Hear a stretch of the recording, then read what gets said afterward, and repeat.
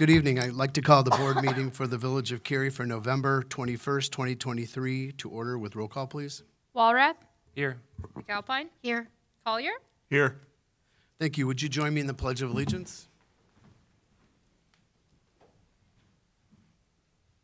pledge allegiance to the flag of the United States of America and to the republic for which it stands, one nation, under God, indivisible, with liberty and justice for all. Thank you. Now moving to the open forum where the public is invited to make an issue-oriented comment of any matter of public concern not otherwise on the agenda. Thank you, Tim. I have nobody signed in for the village board meeting. Is there anybody, did you want to talk at the village board meeting or the committee meeting? I apologize. I must have hit the wrong. I must have signed on the wrong. Well, you could, yeah, otherwise you have to wait through our whole meeting and then get to the next one. Oh, they're wonderful. They're wonderful. No, do you mind if I? No, go right ahead. I'll be brief. Thank you, ladies and gentlemen. My name is Randy. I live on the 1600 block of Prairie View Parkway in Cary, beautiful Westlake. Happy Thanksgiving to all of you. Thank you for all that you do for the Village of Cary and the municipality itself.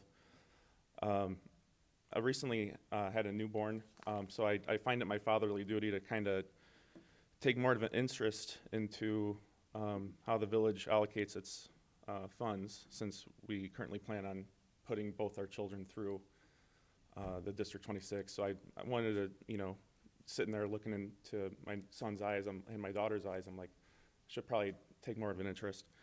I just have a simple request. There's a few things, but just the request I have tonight, I noticed on here on the warrant that you're going to go over. There's Menards for just south of $23,000 for this year. For Ace Hardware, there's $1,700. So I'm a huge fan of keeping things in-house. I know that Menards has more national resources to make it more attractive to shop there, but I don't know if there's a way to maybe invest more in town businesses next year. I know that it's kind of like Aldi and Jewel. You go to Aldi for some things, Jewel for others. You can't always get everything at Ace. I'm just saying maybe we can take a look at keeping things in-house more next year. Thank you for your time. Thank you. Does anybody else would like to address the village board?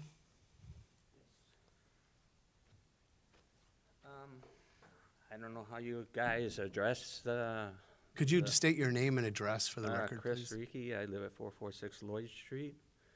I don't know how you guys address it or how you contract it out, but the street sweeper has not been around at all this month, and there's an ordinance that says you're not supposed to blow the leaves in the street, but it's at the point where why should the public care if you guys aren't maintaining the streets at all?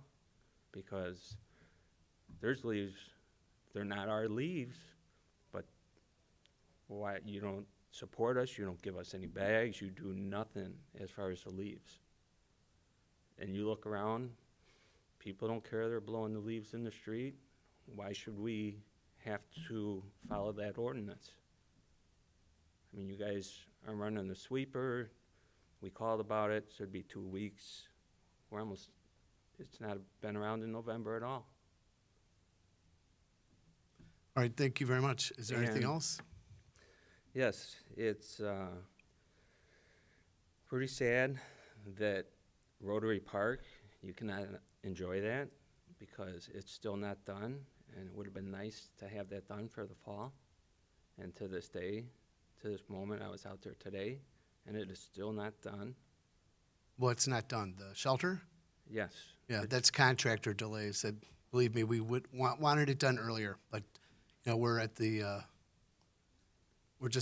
we're waiting for the developer or the contractor to I mean, finish. you He go should out be there- finished up. You go out there days, and there's nobody working. Yeah, A beautiful day. Same with downtown.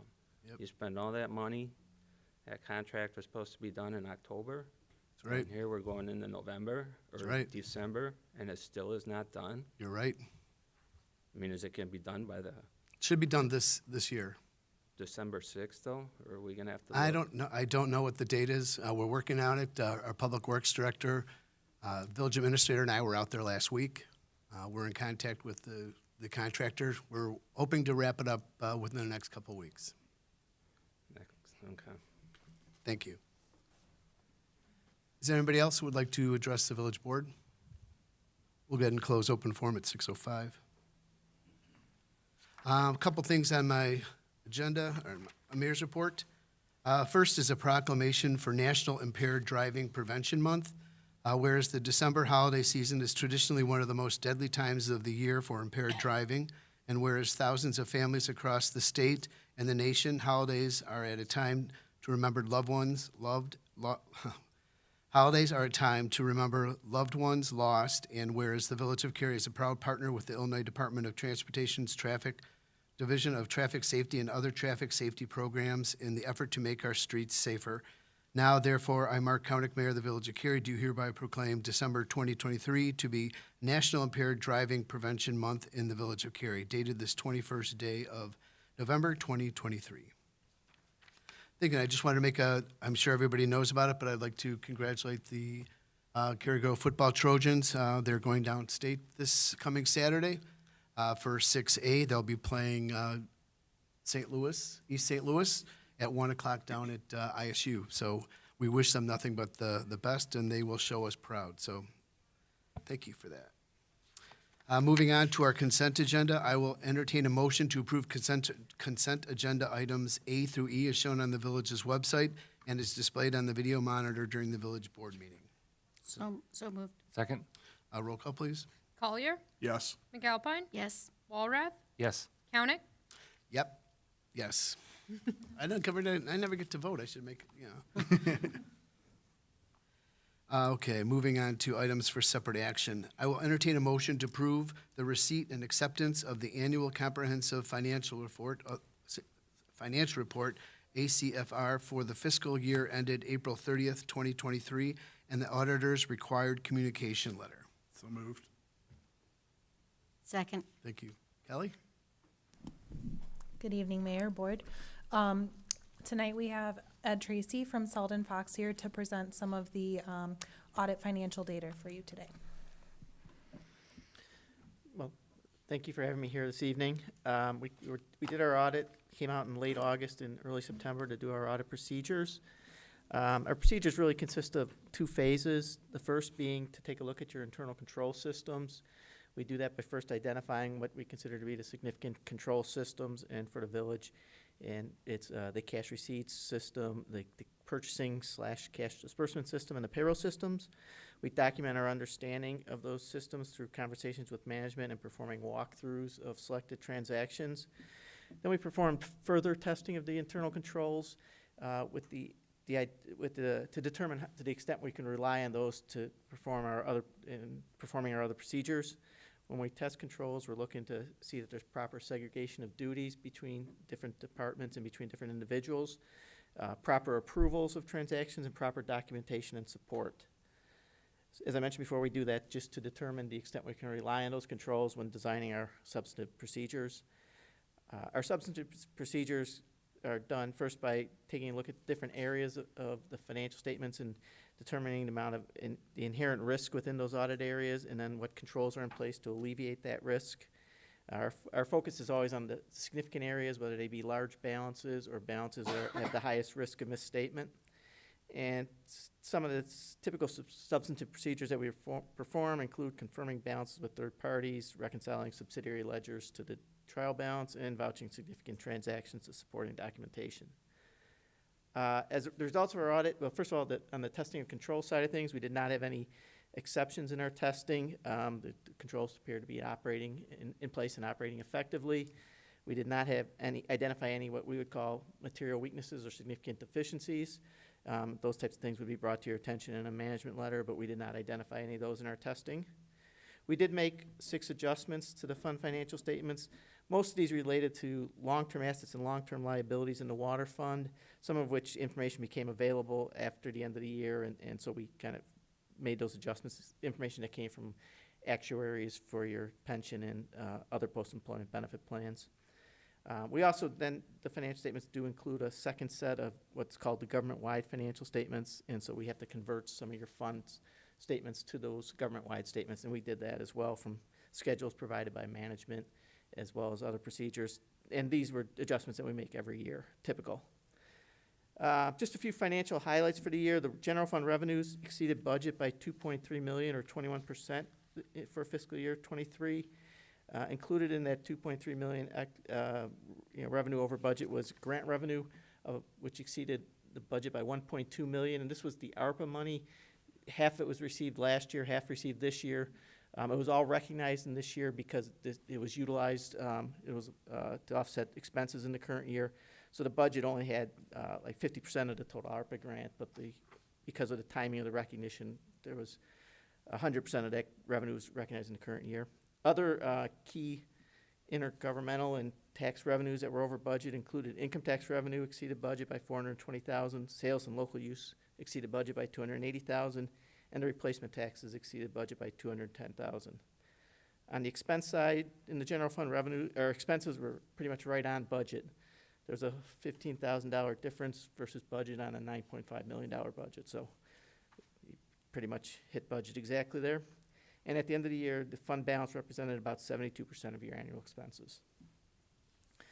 The last thing, the pension plans, combined, the net pension liability increased by about $4 million. IMRF is 88% funded at the end of the year, and the police pension fund was 55% funded.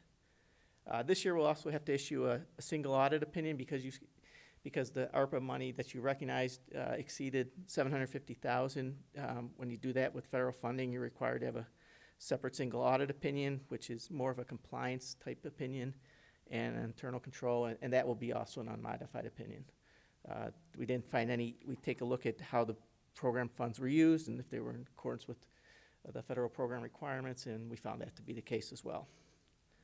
So I want to thank Kelly and Brian and the rest of her team for their assistance during the audit. We were able to get through our procedures, and we certainly appreciate that. Any questions? So we should keep Kelly around a little longer? For now, yeah. I would appreciate it, thanks. Yeah. I do want to just make note too, once audit has been finalized, then the board members, mayor, will all receive a bound copy of that final financial statement if you wished. So. Thank you, Kelly. Thank you for everything you do for us. Appreciate it. Thank you. Thank you.